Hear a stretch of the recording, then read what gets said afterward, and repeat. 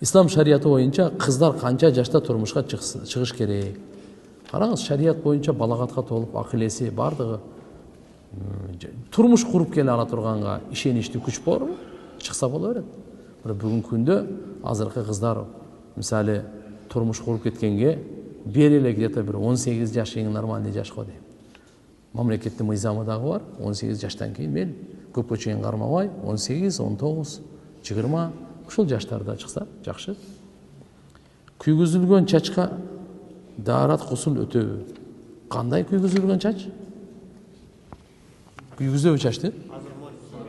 Чач алганда күйгүзүп алып атышат го, ошол айтып жатат. Жок, бул химия.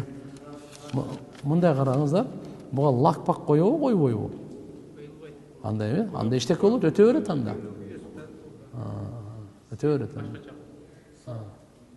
Бояп туруп анан